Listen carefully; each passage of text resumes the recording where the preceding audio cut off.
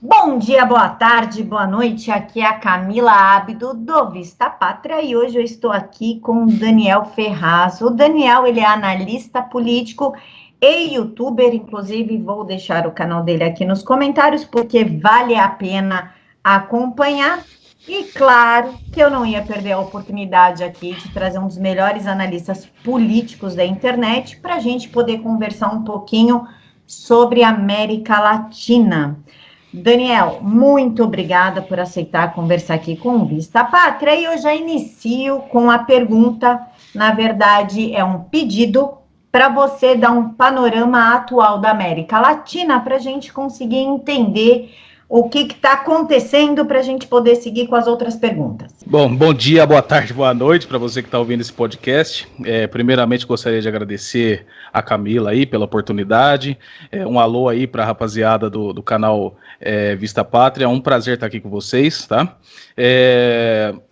Essa é uma pergunta muito boa, Camila, porque para entendermos a questão da América Latina, até mesmo o panorama atual, é necessário que a gente volte um pouquinho na história, mas só um pouquinho, não muito, porque para a gente entender o que é a América Latina, né? Por que, por exemplo, a esquerda, tal como nós entendemos ela hoje em dia, como uma esquerda internacionalista, uma esquerda que atua em diferentes frontes, né? E esses frontes que eu digo, narcotráfico, genocídio, desarmamento e etc. Por que essa esquerda ela obteve tanto sucesso conforme eles mesmos planejaram durante anos aqui na América Latina? Como é que eles conseguiram isso?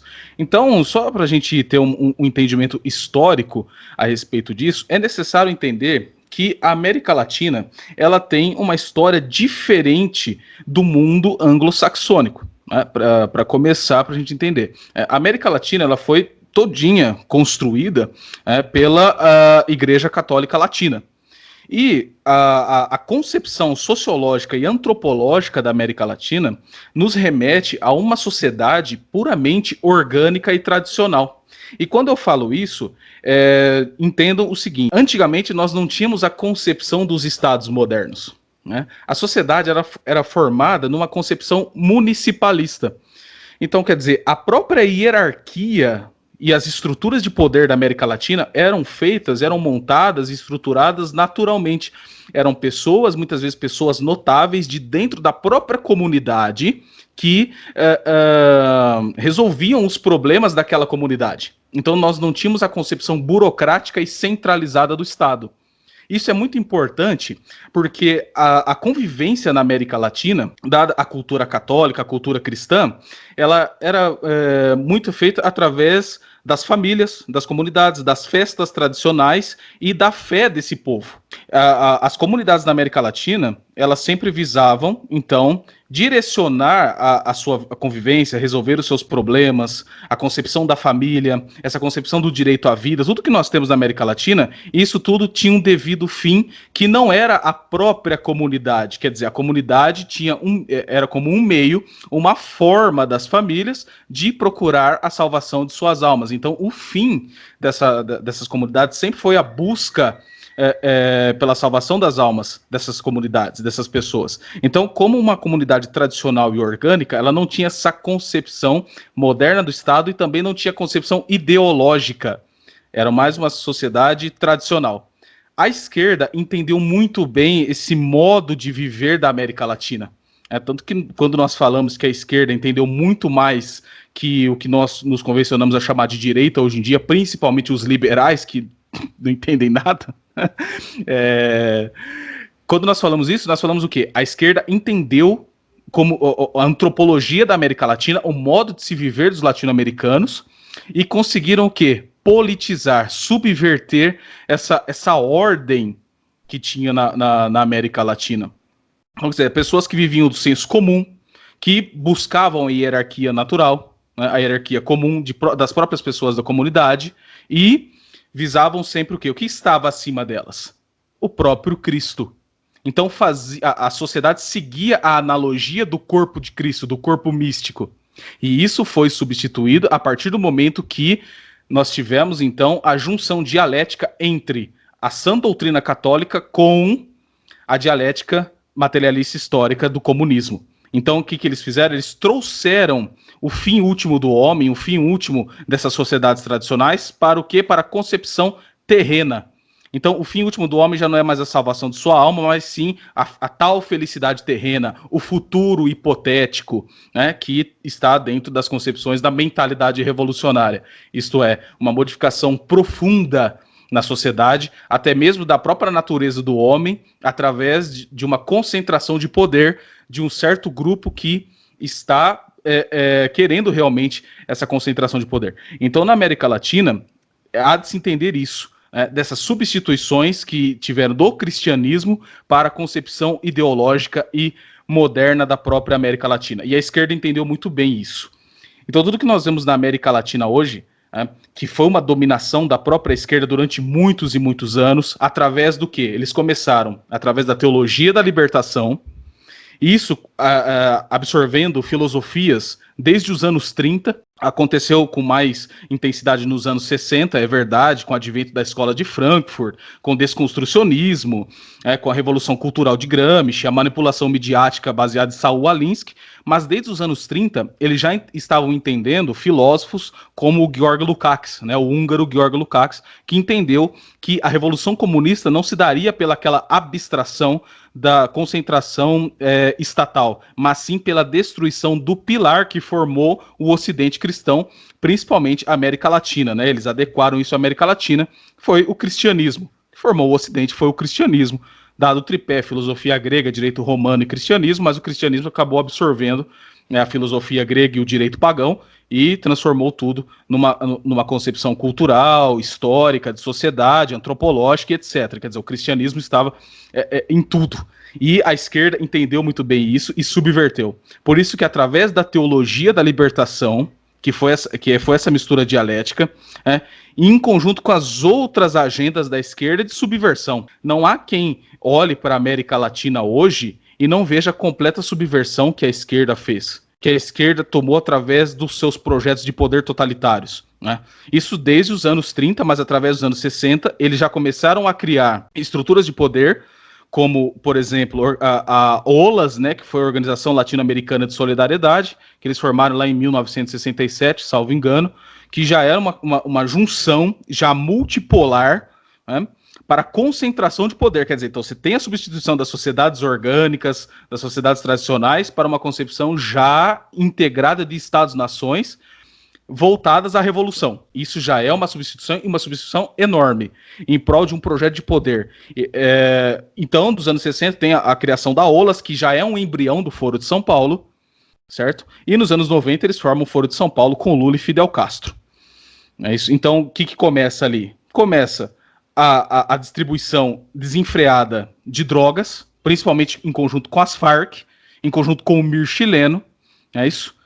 Nós temos aí o apoio irrestrito a diversas repúblicas socialistas, porque com a queda das monarquias tradicionais que eram da América Latina, nós temos o advento das repúblicas modernas, como aconteceu aqui no Brasil, e pior, repúblicas socialistas. E a maçonaria teve um papel assim essencial nesses golpes às monarquias. Isso aí é histórico.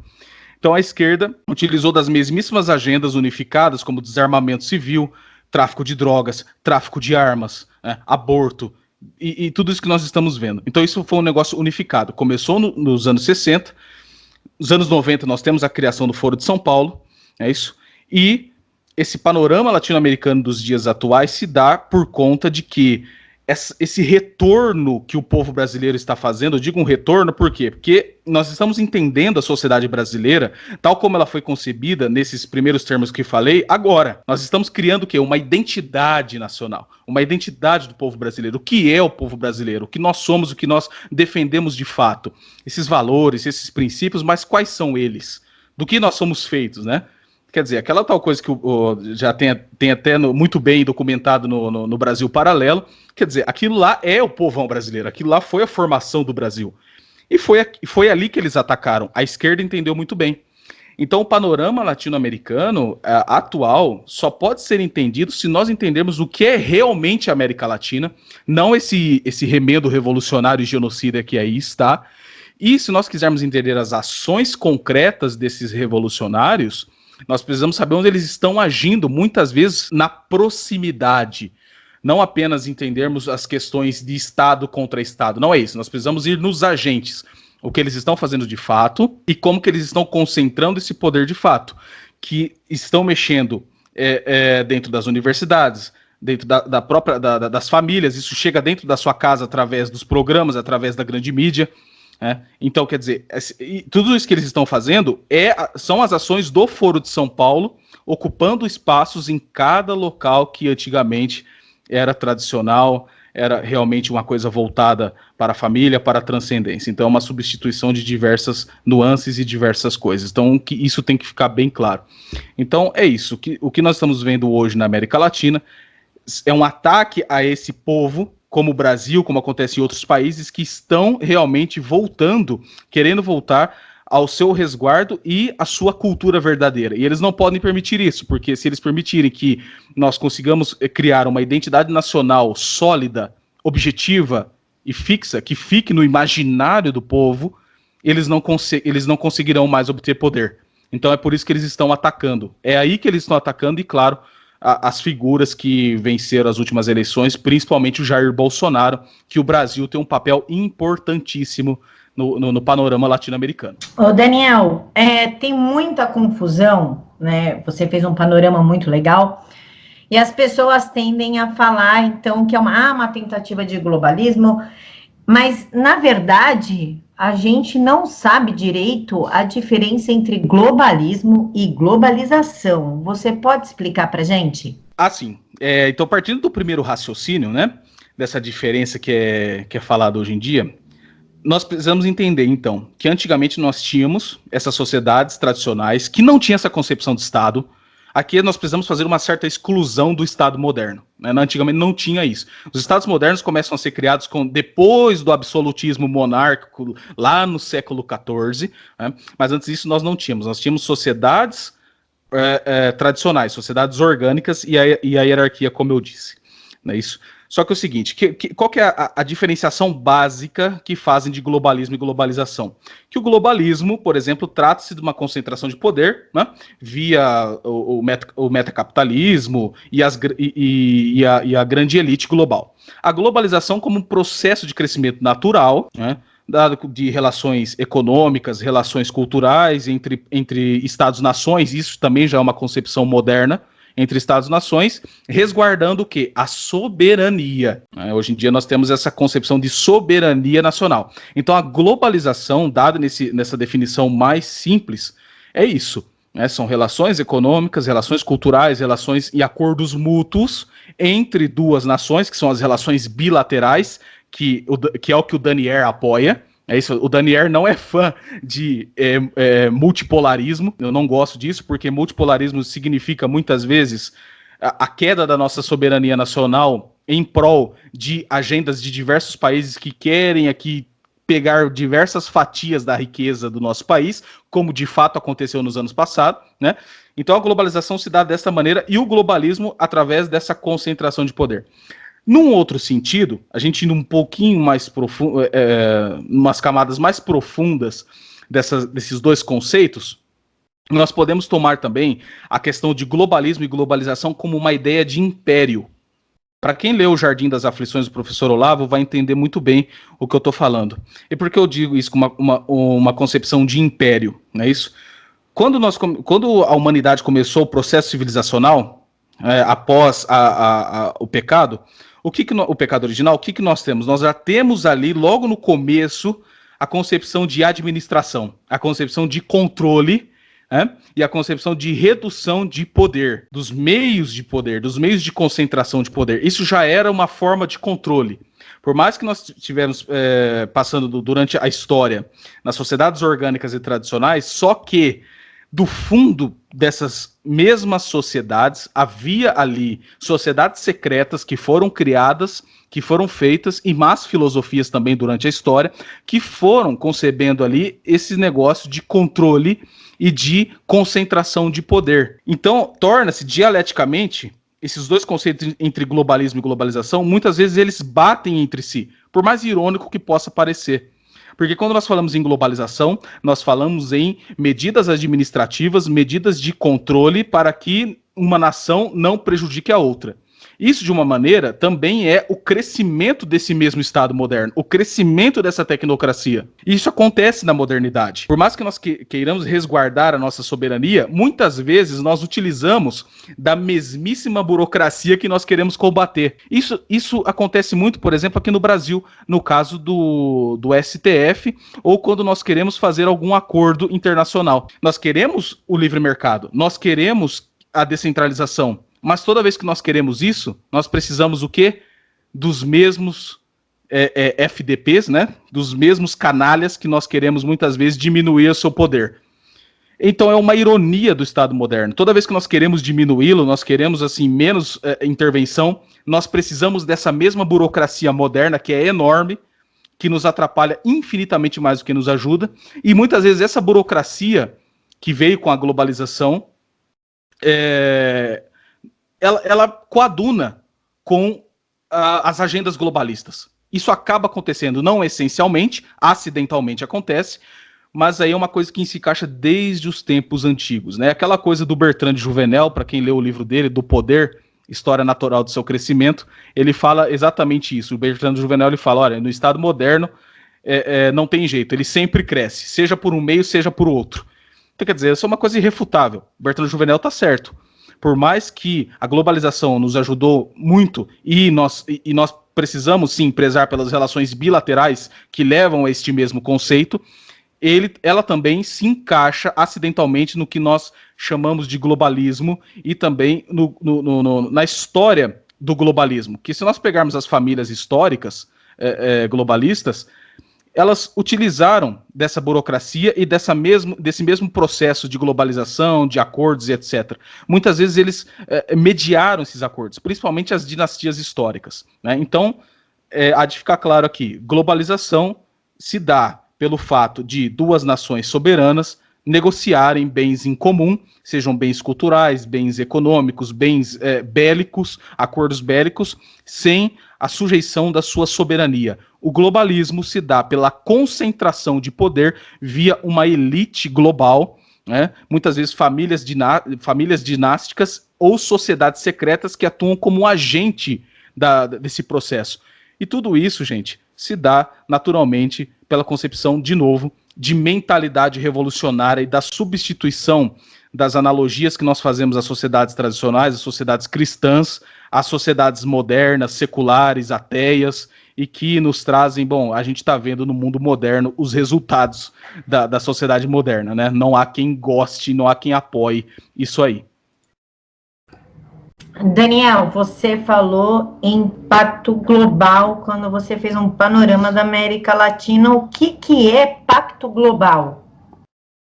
Bom, a gente entender, por exemplo, pacto global, a gente vê realmente essa junção multipolar de diversos países que estavam com o totalitarismo em seu solo, né, e também com a concepção liberal do mundo, né.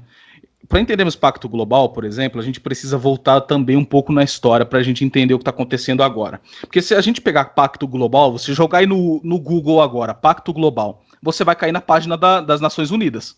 O Pacto Global das Nações Unidas, as ODS da ONU, mais recentemente aí, a Agenda 2030, aí fica a indicação do livro do Monsenhor Juan Cláudio Sanaúja, que chama-se Poder Global e Religião Universal. Baita livro para todo mundo entender esse negócio de pacto global. Se você digitar agora, você vai cair na ONU. Mas peraí, o que aconteceu antes? Para a gente entender esse negócio de pacto global. Se nós pegarmos há 250 anos atrás, né, nós temos a ascensão de uma das famílias dinásticas, das famílias globalistas que formam essa elite global, que é a família Rothschild. Não sei se o pessoal já ouviu falar dessa família. Eles começaram em Frankfurt, com um senhor chamado Meyer Amschel Bauer. O senhor Meyer Amschel Bauer, ele é judeu, né, que gosta de fazer especulação financeira. E à época, eles estavam ali em plena guerra napoleônica. E o que aconteceu? O Napoleão foi lá e perdeu a guerra por Lord Wellington, né, inglês. Mas o que o Meyer Amschel-Bauer fez já com o poder econômico que ele tinha à época e o poder de influência cultural que ele já tinha à época? Ele foi lá, através da mídia da época, né, ele foi lá e implantou o quê? Uma fake news. Ele falou que o Lord Wellington havia perdido a guerra e a bolsa do banco inglês caiu drasticamente. O que ele fez? Ele foi lá e comprou toda a bolsa do banco inglês e transformou no Banco Rothschild. Foi ali que ele mudou de nome, de Meyer Amschel-Bauer, ele mudou de nome para Nathan Rothschild, que foi o primeiro barão dos Rothschild. Hoje em dia nós estamos no quarto barão, né, que é o Jacob Rothschild, que é também um globalista, um dos maiores aí, que muitas vezes usa o próprio Jorge Soros como testa de ferro. Né? Em 1921, nós temos a criação do Council on Foreign Relations, né, que é o CFR, que também é um think tank que foi criado em conjunto com alguns assessores dos Rothschild, como também dos Rockefeller, que foi para a implantação do mundo unipolar, né, do mundo globalista.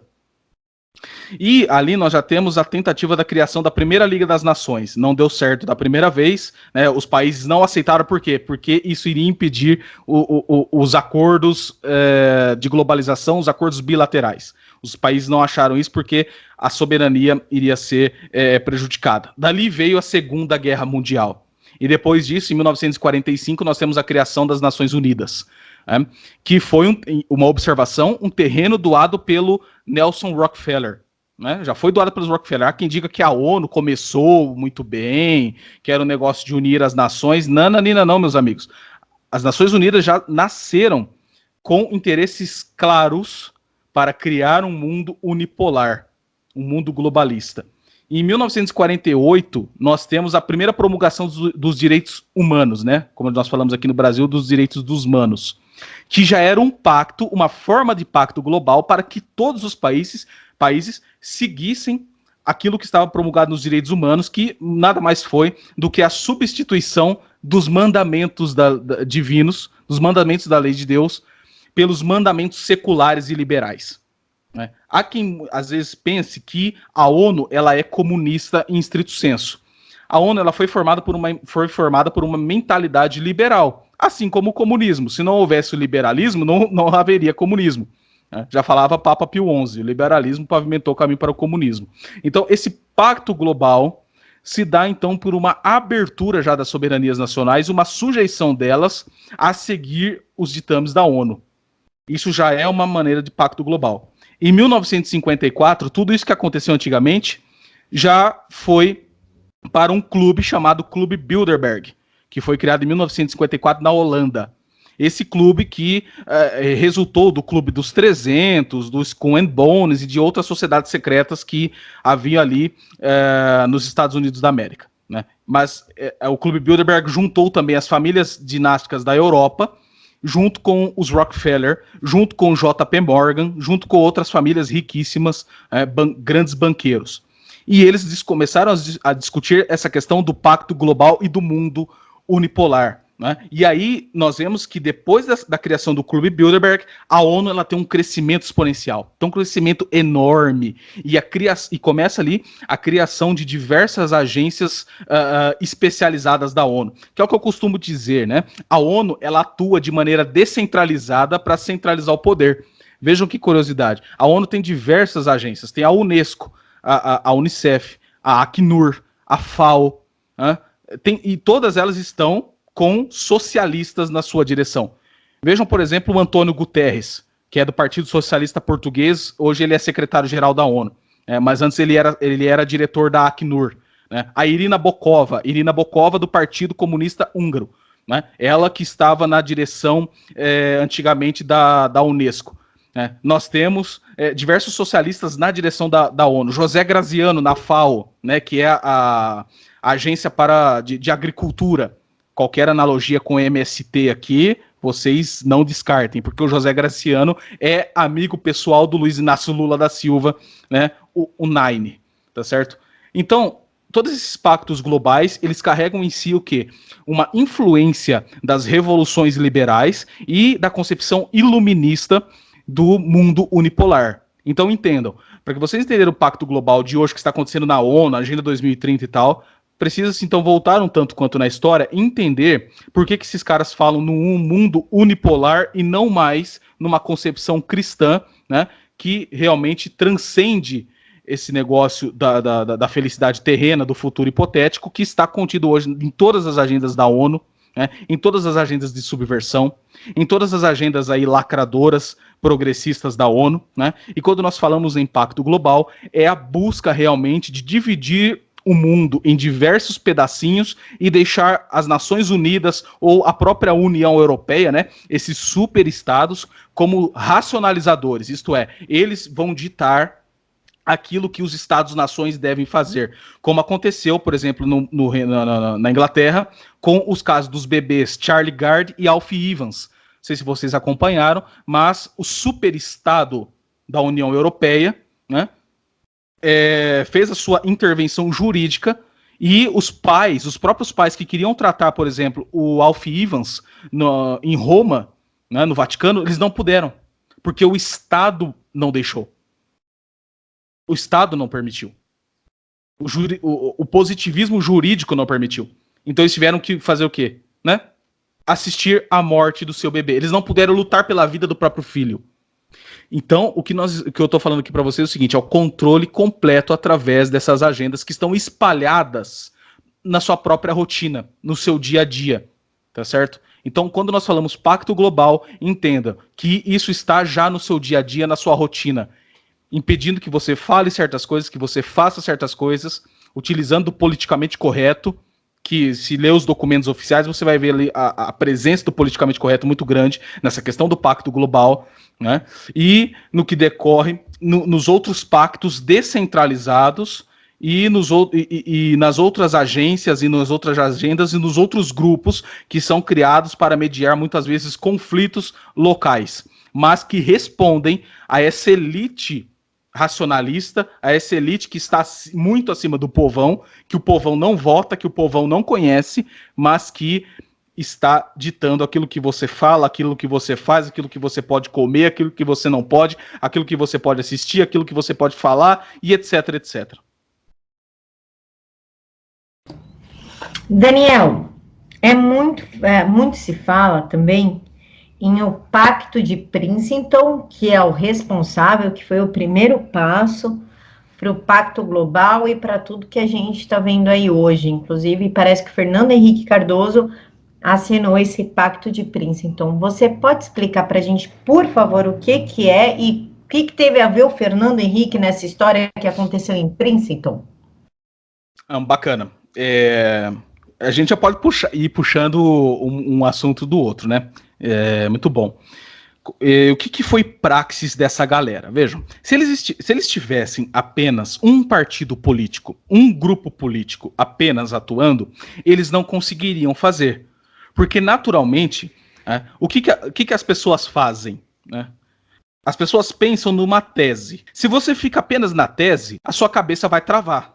É natural da nossa inteligência você pensar numa coisa a favor e logo você já pensar numa coisa contra. Por exemplo, aqui eu posso colocar uma questão, né? Deus existe? Logo eu posso pensar também, mas Deus não existe? Posso fazer a pergunta contrária. Então, o que o Hegel entendeu da inteligência humana, é lógico que ele estava errado, né, na concepção histórica dele, mas o que o Hegel pegou da antiga dialética clássica aristotélica, ele pegou e jogou aquele negócio dentro da história para puramente aí ter um determinado poder político, né, que foi próprio da dialética comunista utilizado o Hegel depois.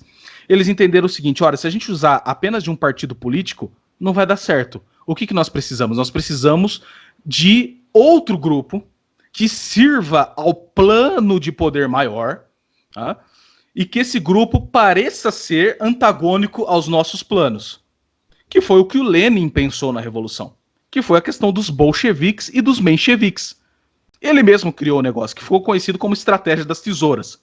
Você coloca ali uma situação, uma oposição, mas essa oposição coaduna com a síntese geral do plano de poder, né? Que foi o caso do Fernando Henrique Cardoso.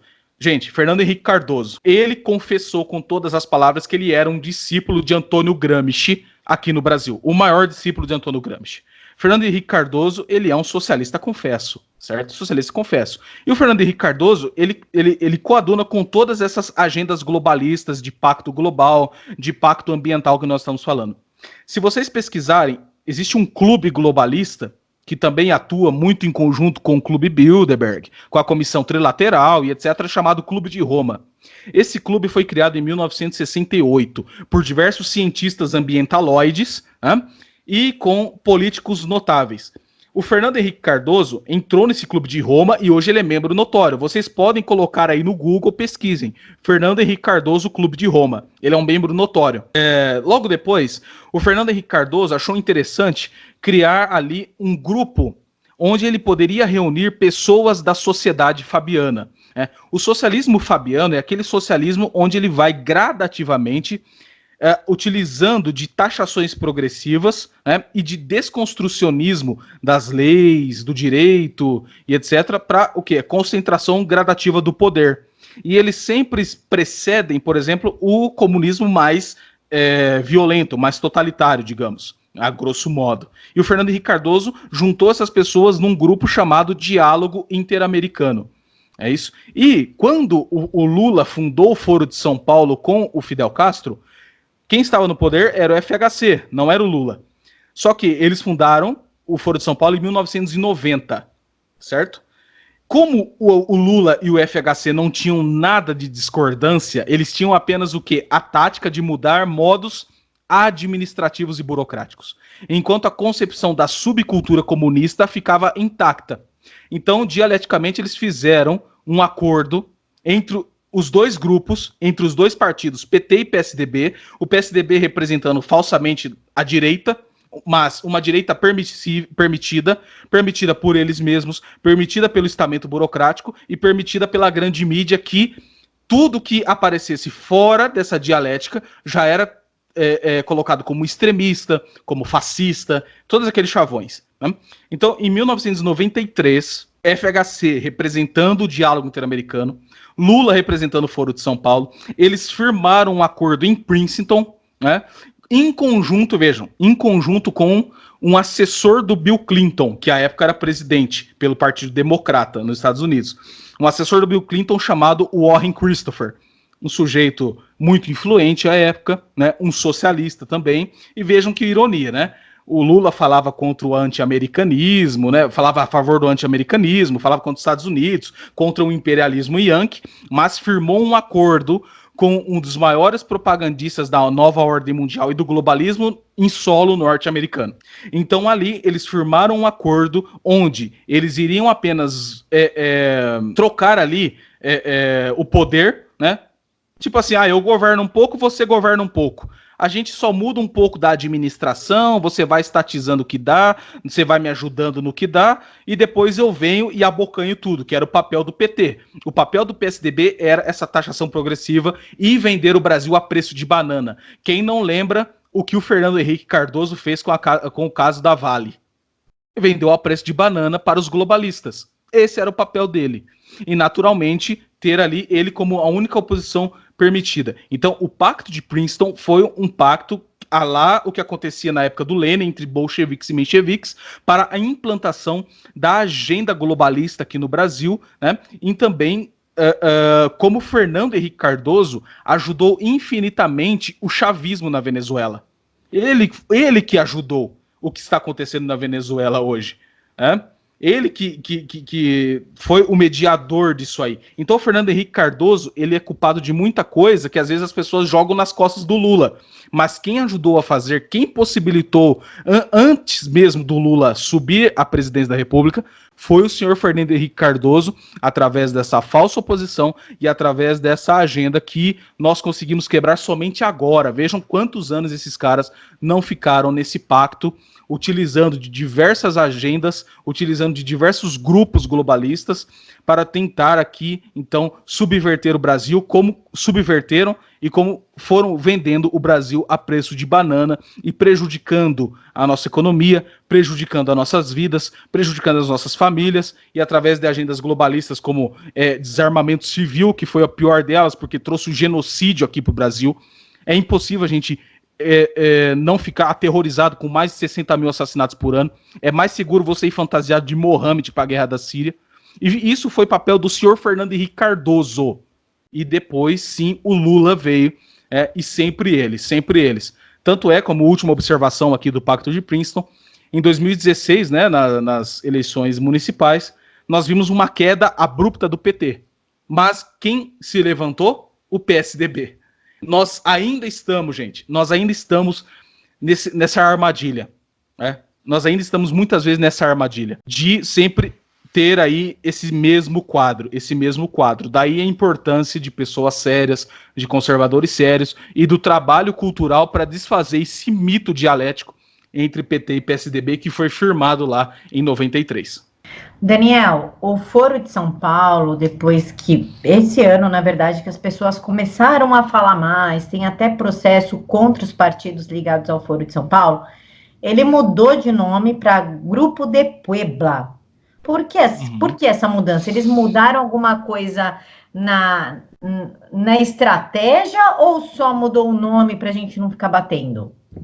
Veja, nós temos aí um fator no Brasil que ajudou e muito a gente bater no Foro de São Paulo. Primeiro, foi o senhor José Carlos Graça Wagner, que apresentou o Foro de São Paulo ao professor Olavo de Carvalho. O professor Olavo de Carvalho levou esse estudo assim a níveis estratosféricos, né? Então, quer dizer, se hoje o Foro de São Paulo está exposto dessa maneira, nós temos as atas do Foro de São Paulo, nós temos tudo mostrando ali como o pessoal das Farc participou, o pessoal do Mir chileno, o pessoal do totalitarismo islâmico, tá tudo lá nas atas do Foro de São Paulo, né? Tá todo mundo sabendo, tá entendendo? Graças ao Zé Carlos Graça Wagner, ao professor Olavo de Carvalho e mais algumas pessoas como Graça Salgueira e Heitor de Paula que fizeram um trabalho minucioso de mostrar o Foro de São Paulo. Naturalmente que já é praxis dos comunistas mudar de nome de organização. É evidente que eles mudam o nome, mas também mas também mudam algumas ações. Veja, por exemplo, a questão da KGB. A KGB antigamente chamava-se o quê? NKVD. Foi NKVD, KGB, agora é FSB. Mas há quem diga que essencialmente mudou a praxis, o modus operandi? Naturalmente que não. Só trocaram alguns quadros, mudaram algumas coisas, fantasiam aqui, fantasiam ali. Mas a essência da ação é a mesma. O que acontece na questão do Grupo de Puebla? Eles adicionaram uma coisa a mais. Eles tiveram mais uma proximidade nesse Grupo de Puebla. Eles estão tendo uma proximidade a mais com o quê? Com as forças dos socialistas e também de forças que eles chamam, né, de nacionalistas, forças europeias. Que é o que pode acontecer aí no caso do Grupo de Puebla, que é uma internacionalização maior do Foro de São Paulo, em conjuntos com movimentos populistas e comunistas europeus mais voltados à esquerda, ao anarquismo e etc. Então, quer dizer, é uma manobra comum dos comunistas mudar de nome e mudar de organização, mas a essência da ação sempre será a mesma. É por isso que nós falamos, o comunismo, gente, é uma ideologia? Não, o comunismo não é uma ideologia. O comunismo é uma cultura, é uma subcultura, melhor dizendo, né? É uma subcultura revolucionária. O comunismo tem diversas ideologias. Ele já trocou de ideologia como já trocou de cueca. Primeiro eles começaram falando que o comunismo é o objetivo do proletariado. Depois veio o Ernesto Laclau dizendo que o partido cria a propaganda em que em seguida vai representá-lo. Depois eles já mudam com o Lukács, depois eles mudam em Frankfurt, depois eles já mudam com Foucault, eles já mudam com Jacques Derrida. Quer dizer, eles vão mudando as ações, mas sempre integrando no plano geral do poder. Então, assim, a gente tem que pensar no quê? No plano geral da ação comunista. O comunismo, ele não é apenas teoria, ele é praxis. É a praxis, é a ação efetiva, tá? E a ação dialética. Eles nunca vêm com um discurso apenas, sempre com um ou dois discursos e diversas ações entre teses, antíteses e sínteses, né? Então, quer dizer, o Grupo de Puebla é mais uma ação para tentar mascarar, e ao mesmo tempo que eles tentam mascarar o Foro de São Paulo, eles vão cooptando mais fontes e mais grupos nisso aí. Naturalmente que aqui a gente precisa citar também um personagem que muitas vezes não é citado. Eu estou falando bastante a respeito dele, né, que parece que é um personagem que foi esquecido depois que o professor Olavo debateu com ele, o senhor chamado Alexandre Dugin. O Alexandre Dugin, ele é o conselheiro pessoal do Vladimir Putin. O Dugin é o cara que escreveu um livro chamado A Quarta Teoria Política. Que é a Quarta Teoria Política? Nada mais é que uma estratégia de dominação global. A mãe Rússia, né? Quem não lembra desse símbolo? A mãe Rússia como a racionalizadora, como a dona do mundo. Né? A mãe Rússia, a espiritualidade russa, a autocracia russa contra o Ocidente liberal, decadente e etc. É isso que foi mostrado da quarta teoria política do Dugin. Então, ele junta nessa quarta teoria política o quê? Para ele, existiram 3 teorias políticas dominantes. O fascismo, o nacional-socialismo e o comunismo. Tudo isso no século XX. Então, o que ele faz? Ele faz alguns recortes abstrativos desses 3 conceitos, pega algumas coisas de cada teoria e junta tudo numa teoria que ele chama de quarta teoria política, onde juntam ali nacionalistas, fascistas, anarquistas, comunistas, né? Até mesmo alguns liberais aventureiros que estão contra o Ocidente, contra os Estados Unidos da América e contra os cristãos. Então, o que nós vemos hoje em dia, muitas vezes, esses novos grupos, né, juntando grupos nacionalistas, grupos populistas, né, eles gostam de falar a respeito disso.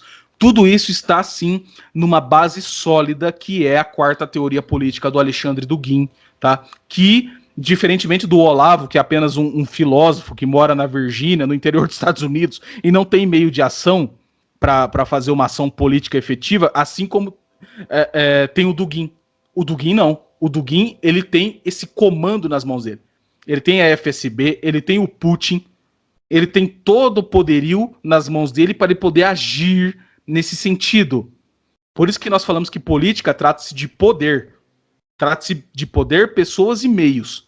O que o Olavo faz, por exemplo, é tratar de, muitas vezes, do quê?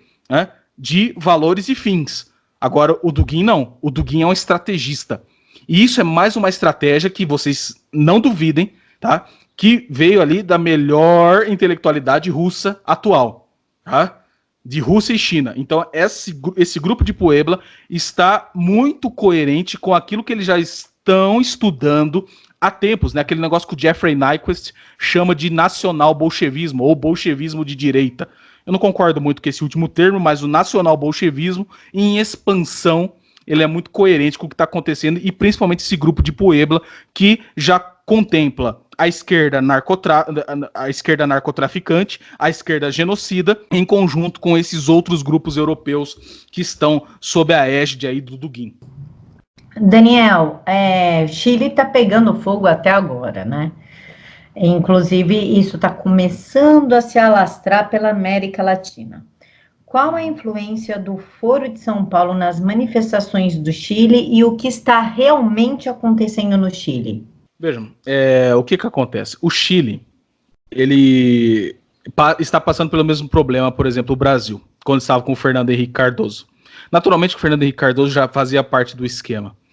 O Chile está com quem na presidência? Sebastián Piñera. Muitas vezes as pessoas não sabem. Encaram o Sebastián Piñera como se fosse um direitista, um conservador, assim, ferrenho, assim como o Bolsonaro. Ele não é. O Sebastián Piñera, ele tá mais para um João Amoeba ou um João Dória da vida. Ele não é um conservador, assim, ferrenho, batalhador como Jair Bolsonaro. Ele não é. E, ademais, vejam, o Foro de São Paulo, como eu disse para vocês, como é praxis dessas organizações, eles montam o quê? Tentáculos mais descentralizados para atuar. O Foro de São Paulo nasceu em 1990. Logo depois, eles já criaram o quê? O Fórum Social Mundial, isso em Porto Alegre. Criaram o Mercosul. Criaram depois uma agência chamada CELAC, né? Que também já tinha ações na América Latina. Essa CELAC, ligada ao Foro de São Paulo, quem foi um dos diretores, um dos principais, o próprio Sebastián Piñera. Quando o Sebastián Piñera saiu da CELAC, ele entregou a CELAC com honrarias de chefes de Estado, né, quase um tapete vermelho, para nada mais nada menos que o próprio Raul Castro, o ditador Raul Castro. Então, assim, não dá para falar que o Sebastián Piñera, que também é um apaniguado ali dos Rockefeller, né, ele era amiguinho do David Rockefeller, que morreu, né, Então não dá para dizer que esse cara é um conservador estrito senso. O que acontece? Esses caras não atuam, eles não estão prontos para fazer os mesmos sacrifícios que Bolsonaro faz. Bolsonaro levou uma facada pelo Brasil, o homem quase perdeu a vida pelo Brasil. Isso sim é a defesa do patriotismo, isso sim é amor pela pátria. Vocês acham que Pinheira tem isso? Não. Tanto é que nós vemos que agora o Pinheira está, assim, afrouxando aí para a esquerda, fazendo exatamente aquilo que a esquerda quer que ele faça. Então, esses ataques no Chile, eles começaram naturalmente premeditados, né? Tanto que a gente vê que o Nicolás Maduro, recentemente, ele deu uma declaração dizendo que todo o plano do Foro de São Paulo está sendo executado ipsis literis. Tudo isso que eles falaram nas últimas reuniões está sendo feito. Então, naturalmente, que há uma influência do Foro de São Paulo no Chile, e eles estão utilizando dessa fraqueza, assim como utilizaram na Argentina, agora que o Macri caiu, não ganhou as eleições. Por quê? Porque são líderes antagônicos, que não são antagônicos e são líderes fracos. Porque eles acreditam que aquela abstração do Reinaldo Azevedo, né, do Estado Democrático de Direito, é um ente real. É política real, quando na verdade não é. O Estado Democrático de Direito está sendo utilizado, como falei aqui, em prol de grupos políticos que colocam a sua própria burocracia e utilizam desse Estado Democrático de Direito como uma arma de guerra, que é o que está acontecendo na América Latina, quando caiu as sociedades orgânicas e vieram essa concepção moderna do Estado burocrático e centralizador. Então, sim, o que está acontecendo no Chile hoje é um resultado de tudo isso e, naturalmente, né, como também do enfraquecimento da igreja e do enfraquecimento do cristianismo. A teologia da libertação veio muito forte para tirar da sociedade o seu sentido, e é claro que a esquerda veio e dominou. E como é praxis da esquerda, veio dominando tanto a situação como a oposição. Então, sim, os ataques são diretamente do Foro de São Paulo, estão interligados ao Foro de São Paulo, assim como as ações dos outros países, né? Nós temos Equador, Bolívia, o Chile, né? El Salvador, Argentina, então tudo isso sim ligado ao Foro de São Paulo, e é claro que foi tudo premeditado, tanto que nós vemos aí uma certa interligação nessas ações na América Latina. Daniel, qual que é a probabilidade dessas manifestações virulentas e violentas virem para o Brasil? Veja, se a gente pegar o que o Brasil estava servindo até o dado momento, o que acontece? O Brasil serviu o quê para o Foro de São Paulo? Como uma grande teta gorda. Eles estavam mamando nas tetas do Brasil. Porque o Brasil é um país, né, com dimensões continentais, né, é um negócio enorme. E o Brasil, assim, geopoliticamente para o Foro de São Paulo é importantíssimo, mas é importantíssimo enquanto financiador da coisa. Tanto que a gente viu nas deflagrações da Operação Lava Jato, com o juiz Sérgio Moro à época, né, atuando em primeira instância, o tamanho do rombo que eles fizeram na própria Petrobras. Um roubo trilionário, um absurdo. Eles levaram o país à falência, né, prejudicaram a vida de muita gente com isso. Por quê? Para financiar, através de programas, através de obras, através das empreiteiras, esses regimes totalitários. Como, por exemplo, o programa Mais Médicos. O que é aquilo ali, senão a própria escravidão do povo cubano? A escravidão dos médicos cubanos. E olhe lá se muitos deles eram realmente médicos. Bolsonaro falava do exame de revalida, neguinho quase colocava a cabeça dentro da terra, né? Para o Bolsonaro não ver os caras. Né? Falava de revalida, pelo amor de Deus, não, isso é fascismo. Não é isso? Então nós não sabemos nem se os caras eram médicos de verdade, se não eram infiltrados do serviço secreto cubano, como é o senhor José Dirceu, né? Que é um agente secreto da DGI cubana e vai morrer sendo um agente secreto da DGI cubana. Isso não tem jeito. O cara não vai largar o osso jamais. Ele tá velho, ele é avô, mas não larga a revolução, para ver como esse negócio destrói a vida das pessoas. Enfim, isso pode chegar no Brasil, de alguma maneira. Não sei se na mesma virulência, na mesma violência, porque o Brasil tem uma importância diferenciada no plano geral do poder. O Brasil tem o cabedal ali de financiar esses movimentos na América Latina, né, de financiar o comunismo na América Latina. Então, naturalmente, que a pedra no sapato dos caras é o quem? Jair Bolsonaro. Se o Haddad tivesse ganho as eleições, nós estaríamos assim liquidados. Nós estaríamos ferrados. E muitas dessas pessoas que hoje estão falando na internet, né? Muitos de nós, com certeza, já estaríamos aí indo para a cadeia, que é a intenção desses caras. Nos colocar na cadeia, nos colocar nos bancos dos réus, sendo que os réus são eles. A intenção deles é que nós sejamos aí julgados por bandidos, que são eles, né, naturalmente. Então, quer dizer, o papel do Brasil é financiar o Foro de São Paulo. Sempre foi assim, desde quando eles começaram esse plano, né? Então, naturalmente que esses movimentos podem chegar no Brasil, eles podem utilizar do MST, do MTST, dos idiotas úteis das universidades. Eles podem utilizar disso aí para fazer uma balbúrdia no Brasil, mas naturalmente que o foco deles é que eles possam utilizar o Brasil essencialmente como financiador do plano de poder, como sempre foi. Daniel, faz muito tempo que a mídia não fala nada, absolutamente nada, sobre a Venezuela. As coisas melhoraram, não melhoraram? O que está acontecendo para todo mundo ter ficado mudo? Bom, veja o seguinte, a Venezuela continua ainda no genocídio, na miséria. São pessoas que estão comendo cachorros por lá, as pessoas que estão tendo que quase se matarem para poder comer. A gente tem casos até de canibalismo na Venezuela. Naturalmente que essa mídia criminosa, esses porcos imundos, eles não vão ficar falando a respeito disso. Por quê? Porque eles precisam dar um ar de democracia para a Venezuela, né? Recentemente eles noticiaram que o Nicolás Maduro está viajou à Rússia, e recentemente o Putin enviou armamentos ao Nicolás Maduro para que ele pudesse matar o seu próprio povo, né? Então, assim, o que eles escondem naturalmente é o quê? São ações do Nicolás Maduro para perpetuação no poder. Naturalmente que eles não vão ficar realmente noticiando isso, ainda mais se o Nicolás Maduro estiver realmente indo à Rússia para ver esquemas, tanto nacionais na Venezuela como internacionais. É a prática da mídia esconder também, como esconderam o Foro de São Paulo durante muito tempo, né? Tanto que, assim, eu não tenho nenhuma informação mais privilegiada a respeito do que está acontecendo na Venezuela, mas o panorama que eu tenho é este, que Nicolás Maduro viajou à Rússia recentemente, e algumas coisas ele deve estar fechando lá com Putin, com o pessoal comunista, e a mídia está ficando, quietinha, para não dar ali, né, alguma notícia, alguma informação para que as pessoas vão pesquisar e ficar sabendo. Porque, assim, tudo isso que eles estão fazendo serve, sim, como ações internacionais, sempre, sempre, sempre. E a Venezuela hoje é a síntese do que esses loucos birutas megalomaníacos estão fazendo.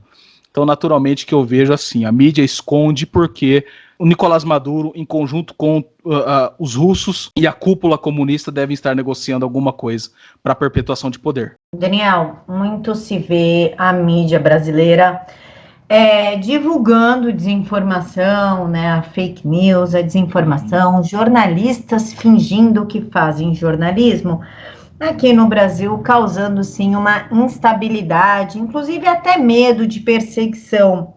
Você responsabilizaria ou há alguma responsabilidade da mídia brasileira no caos que está vivendo a América Latina?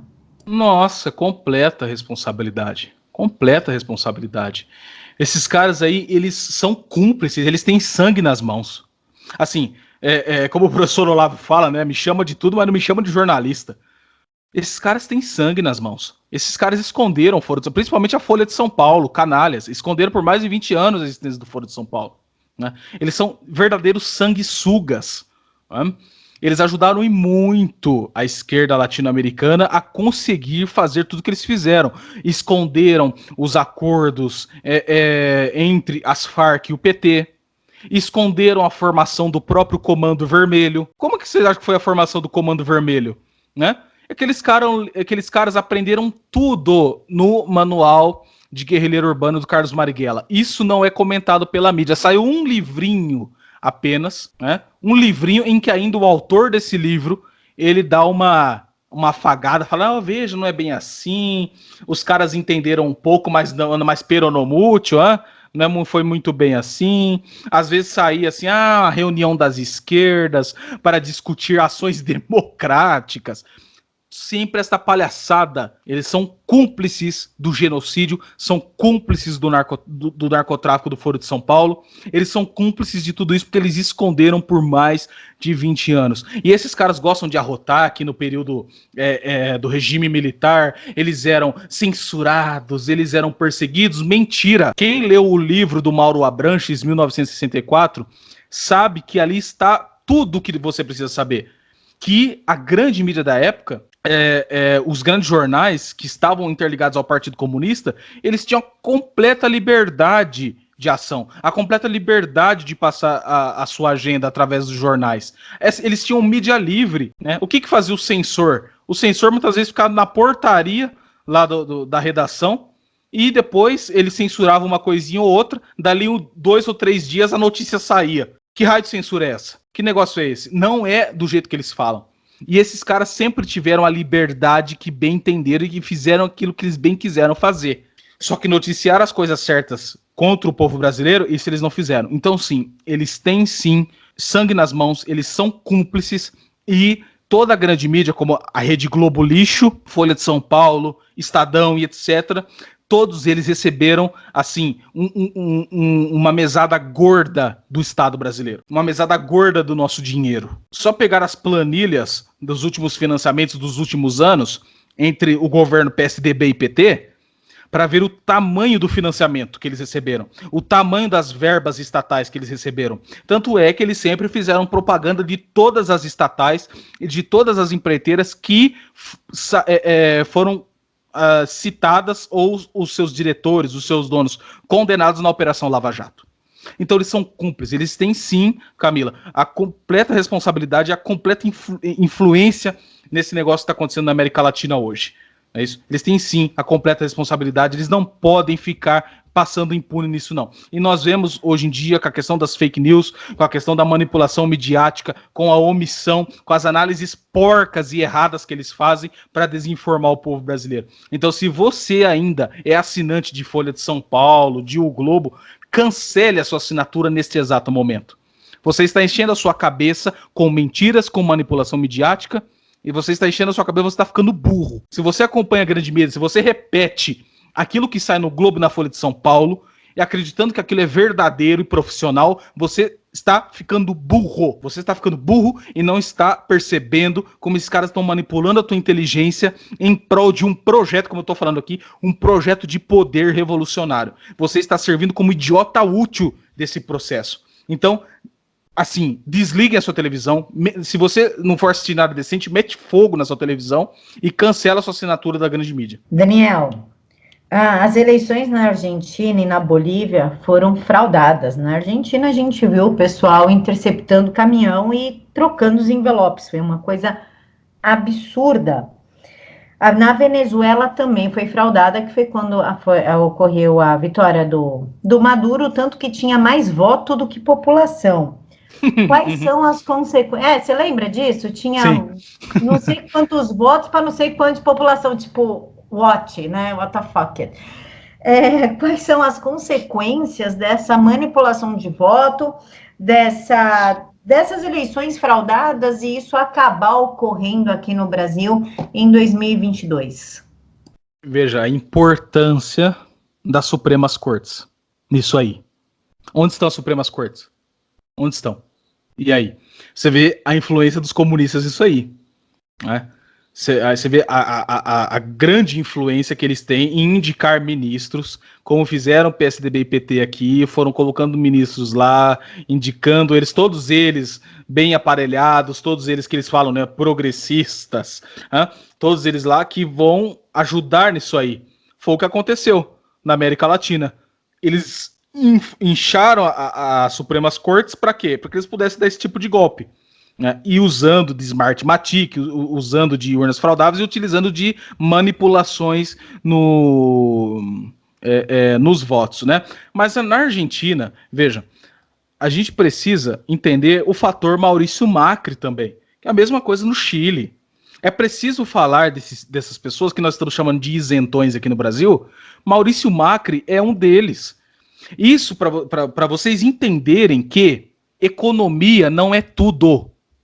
A economia não pode ser a única hierarquia. A economia não pode ser a única coisa que nós precisamos se preocupar. Maurício Macri fez um bocado de cagada na Argentina, e um bocado de cagada no ramo cultural, né, no ramo de quê? De combater efetivamente a esquerda, porque ele estava preocupado com o quê? Com economia. A economia é a coisa mais imutável desse mundo, né? Então, quer dizer, se nós temos o efeito Macri na Argentina atuando dessa maneira, o Macri que eu vi, né, ele realmente, palavras dele apoiando agendas de ideologia de gênero, apoiando esse negócio de igualdade de gênero, apoiando essas coisas da esquerda. Esse é o resultado. Quando agora a esquerda voltou com a Cristina Kirchner, né, porque o outro lá é o poste, o que ganhou, o Fernandes, ele é um poste, é igual o Haddad. Quem vai governar é a Kirchner. Quem vai governar é o Foro de São Paulo. Tanto que a gente vê já, né, a inflação lá na casa do chapéu, e as coisas na Argentina tendem a piorar muito. E nós somos parceiros, né, comerciais da Argentina. Isso pode talvez nos afetar de alguma maneira. Não sei ainda como, mas pode nos afetar sim. Né? Então o que nós podemos esperar na Argentina agora, e com essas fraudes que aconteceu, né? Essas consequências o quê? É o processo de venezualização, miséria, começa aí o processo de totalitarismo, como é praxis da esquerda. Nós vamos ver na Argentina, talvez, conflitos civis, conflitos armados, conflitos manipulados, né? A esquerda acusando os outros de fascistas e etc. Mobilização da ONU, porque a ONU só se mobiliza em prol do totalitarismo esquerdista. Direitos humanos são só direitos humanos relacionados ao projeto de poder ideológico e subcultural. Então, infelizmente, os argentinos eles vão sofrer agora com as suas próprias escolhas. Eles vão sofrer com isso agora. Uma sociedade, né, que também tem o seu fundo muito orgânico e tradicional, que abriu mão da sua tradição cristã, abriu mão da tradição em prol do quê? De vantagens liberais, vantagens econômicas, vantagens sociais, vantagens passageiras. Então, assim, isso serve de exemplo para a gente aqui no Brasil. O que nós somos de fato e qual identidade nós queremos ter? Se nós vamos buscar apenas bens materiais, bens econômicos, nós vamos puxar para o lado liberal da força. E aí o resultado, depois de 4 ou 8 anos, é esse que está acontecendo na Argentina, gente. É a volta da esquerda totalitária. Eles vão pavimentar o caminho para a esquerda. Então as consequências da Argentina agora são essas, né? Vai prejudicar as relações que eles têm econômicas no Mercosul, no ProSul, né, que foi aquele grupo que eles montaram recentemente. Até fiz um vídeo no meu canal falando a respeito do ProSul. Falei, olha, pode ser uma coisa interessante imediatamente, né, de maneira imediata, porque dá um contraponto ao Foro de São Paulo. Só que se algum governo da dita direita cair, o que nós vamos fazer? Foi o que aconteceu. Caiu o Maurício Macri. Né? Ainda tentaram dar, o Bolsonaro tentou ajudar, o pessoal tentou ajudar a Argentina no caso lá da OCDE, né? Mas mesmo assim o Macri perdeu, porque é um líder fraco, é um líder passageiro, é um líder sem substância real. E aí agora nós podemos esperar sim mais um aumento de poder do Foro de São Paulo, e nós podemos falar, cadê aqueles analistas que falavam que o Foro de São Paulo já não tem mais tanta influência? Aí está o resultado. Daniel, a Rússia e a China estão a todo vapor no controle da internet e na censura. Inclusive, a Rússia, que é, como a Cláudia Wilde explicou hoje de manhã, ela quer se afinar mais ainda para os moldes da China. Qual a probabilidade disso chegar no Brasil? Bom, eu julgo que é uma probabilidade muito alta, está próxima aqui no Brasil, né, de acontecer sim essa censura. Claro, naturalmente que a Rússia e a China, elas têm esse histórico. Eu costumo dizer que a China é a síntese do globalismo. Uma economia que parece pulsante, mas um estado policial totalitário, uma perseguição totalitária. Um estado policial, você vê, os chineses, eles saem às ruas, já tem câmeras, já até dentro da roupa deles. Os caras enfiam a câmera dentro da roupa deles, assim, pra vigiar o que eles estão fazendo, o que eles estão falando. Religiosos sendo perseguidos, né? escolas religiosas sendo perseguidas, propaganda ateia, propaganda comunista. É tudo isso que acontece, né? Então, aqui no Brasil, isso pode chegar, eles estão costurando esse caminho, né? Através dessa CPMI das fake news, através dos chavões de frases de efeito, através de acusações, através de processos legais, através desse processo de assassinatos de reputação. Então, tudo isso está sendo desenhado para que futuramente eles possam sim regular ainda mais a nossa ação na internet, porque a internet foi a melhor coisa que nos aconteceu. Através da internet nós conseguimos fazer esses links, conseguimos mudar o Brasil. Para resumir, nós conseguimos mudar o Brasil de alguma maneira através da internet, né? E quem não lembra, por exemplo, de uma coisa que a Dilma Rousseff assinou, chamada BRICS Cable. O que é a BRICS Cable? A BRICS Cable é uma ligação de internet via fibra ótica que tem como a sua central de informações na própria Rússia. Isso foi assinado pela Dilma Rousseff. E veja que depois desse... Isso em 2015... Foi em 2015. Agora veja, depois desse tempo, como que esses negócios de discurso de ódio, de conservador sendo bloqueado nas redes sociais... Veja os algoritmos, né? Veja como isso aumentou. Gente, isso aí não vem do nada. Tem um nexo causal, tá? Relações de causa e efeito. Esses acordos que são assinados dessa internet integrada a uma grande central de informação, como acontece com o Facebook, etc., tem sim uma coisa voltada à subcultura deles e ao projeto de poder deles. Nós vemos que, por exemplo, esse negócio das leis do discurso de ódio, que são termos que eles mesmos definem. Fake news, quem define isso? Eles mesmos. Discurso de ódio, quem define? Eles mesmos. Homofobia, quem define? Eles mesmos. Eles definem a posteriori o termo e eles potencializam os termos conforme os seus interesses e conforme aqueles que eles querem derrubar. Então, quer dizer, se eu fizer uma piadinha, eu sou homofóbico. Logo, eu devo estar na cadeia. Se eu falar a palavra viado no Facebook, eu tomo um bloco de 30 dias, como já tomei vários. É certo? Daniel vira e mexe, tá bloqueado no Facebook. Até fiz outro perfil, que aí, pelo menos, eu sou bloqueado em um, uso o outro. Aí eu sou bloqueado no outro, uso um. É assim que eu fiz.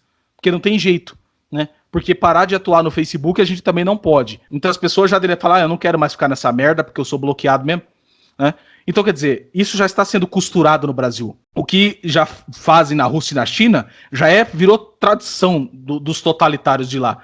Está chegando na América Latina esse tipo de coisa, né? Esse tipo de controle da internet, controle das notícias, controle daquilo que você pode falar, do que você pode fazer. Então, de novo, é a ação do politicamente correto como meio de controle totalitário. Daniel, então...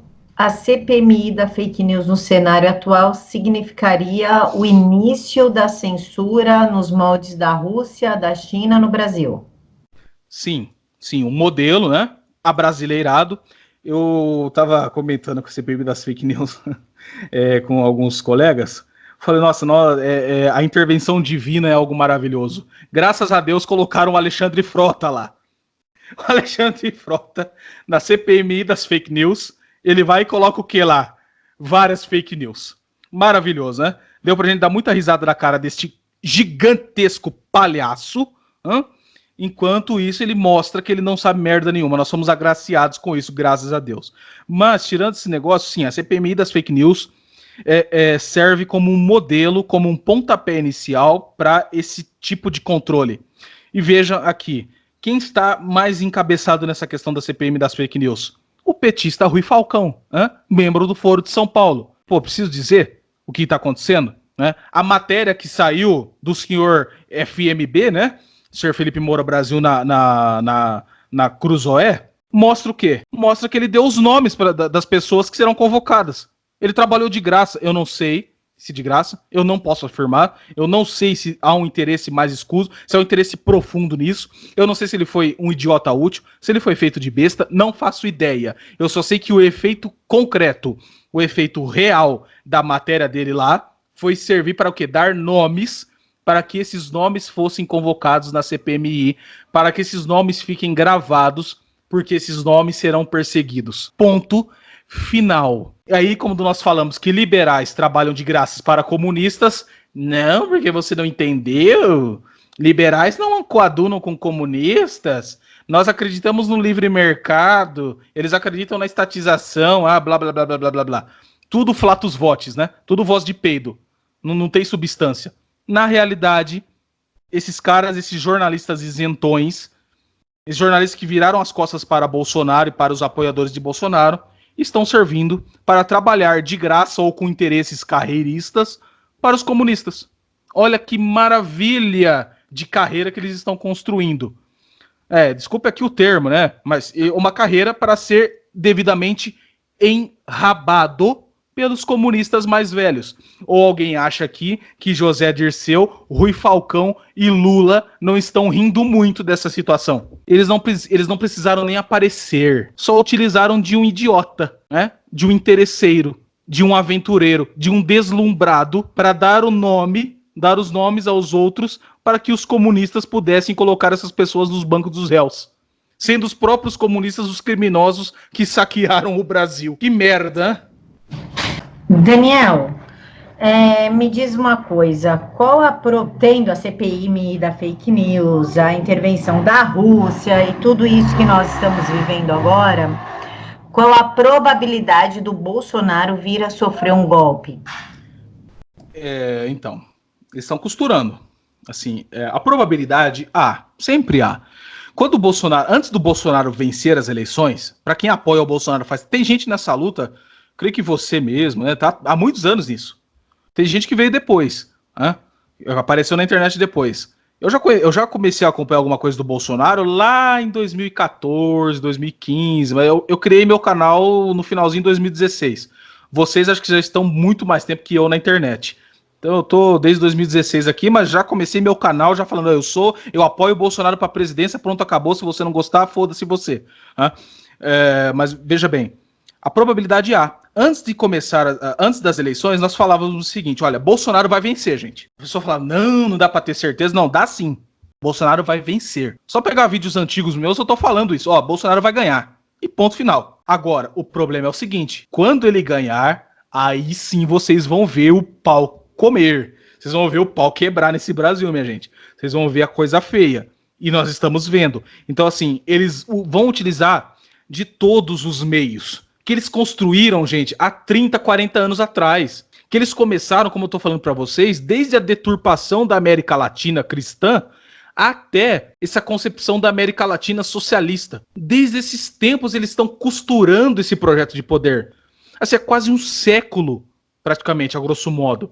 E aqui no Brasil, assim, há 30, 40 anos eles estão nessa empreitada. Então, naturalmente, que quando o Bolsonaro, um conservador de fato, assumisse o poder, esses caras viriam igual loucos, igual sanguessuga para fazer de tudo para derrubar o cara. Podem infiltrar pessoas, tentaram matar o cara, vão colocar o Supremo contra ele, vão colocar jornalistas contra ele, vão colocar todo mundo contra o homem. Isso nós já avisávamos. Então, sim, há uma probabilidade, né? Há uma probabilidade. Naturalmente que o Bolsonaro ele conta com o apoio popular. Que a mídia, aquelas pesquisas do Ibope lá, aquelas pesquisas da Datafolha, quem que acredita naquele negócio lá, meu Deus do céu, não tem como, não tem como acreditar em Datafolha, né? Mas o que o Bolsonaro tem? O povão, o apoio popular, e o Bolsonaro está conseguindo cada vez mais. Por que eu falo isso? Vejam, análise antropológica e sociológica do Brasil. O povo brasileiro passou muito tempo na pindaíba. Muitos dos brasileiros, gente, eu trabalho com construção civil, tá? Trabalho em obra. Eu não tenho diploma, não sou doutor, trabalho em obra, no construção civil. E lá eu vejo a política real. Se você quer entender a política brasileira, você tem que entender o povão, o seu Zé e a Dona Maria. Senão você não vai entender bolhufas da política brasileira. E muitas dessas pessoas tinham que pegar a estrada sem asfalto, sem iluminação. Tinham diversas demandas a serem atendidas. A gente vê hoje o ministro Tarcísio, né, as brincadeiras que a gente tá fazendo, o ministro Tarcísio está asfaltando até a praia. O que é isso? São demandas do povão que estão sendo atendidas. Essas demandas infraestruturais são importantíssimas. Vi na última live do presidente, né, ele falando a respeito da volta, né, das obras das ferrovias. Meu, isso aí é um tiro na esquerda. Porque eles utilizavam do quê? Das promessas, e utilizando do povo nordestino. Ah, nós vamos construir rodovias, nós vamos asfaltar, nós vamos colocar iluminação, água. Aquele negócio de salinização da água está funcionando. Vocês têm noção da quantidade de nordestinos que não estão sendo beneficiados com isso? E que estão apoiando o Bolsonaro? Muitos do Nordeste que perceberam o engodo do PT. O Bolsonaro teve uma votação expressiva no Nordeste, perto do que nós víamos antigamente. As pessoas estão apoiando ele porque sabem que ele está fazendo de fato. Então, fica um tanto quanto mais difícil para os revolucionários derrubar o Bolsonaro, porque o apoio da base eles não estão tendo mais. Tanto que o José Dirceu fala a respeito disso. Nós precisamos retomar o quê? O trabalho de base. O José Dirceu está falando do quê? Da reconquista do imaginário do povão, que sempre foi conservador no Brasil. O Olavo fala há 20 anos. O primeiro cara que aparecer com um discurso e com um programa sincero e conservador vai ganhar as eleições do Brasil. O que aconteceu? Bolsonaro é essa pessoa.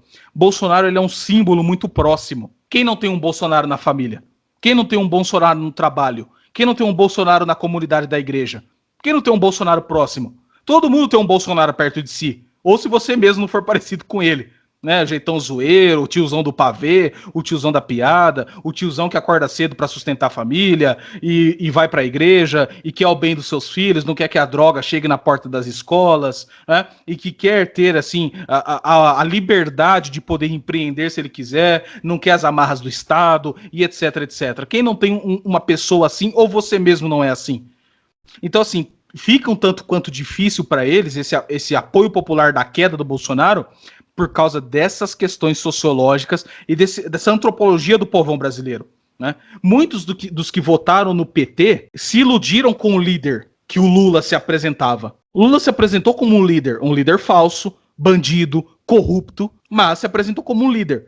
Bolsonaro é um líder de fato, um líder orgânico, saiu do povão, um militar, foi para o Congresso, está há mais de 30 anos na política, não se corrompeu, falando as coisas certas, falando as coisas a respeito da família, da defesa das crianças, contra o aborto, contra a ideologia de gênero e tudo isso que nós defendemos, que são coisas caras ao povo brasileiro. E aí, meus amigos, bateu é gol. Então assim, eles vão fazer de tudo para derrubar Bolsonaro, utilizar de todos os meios para derrubar Bolsonaro.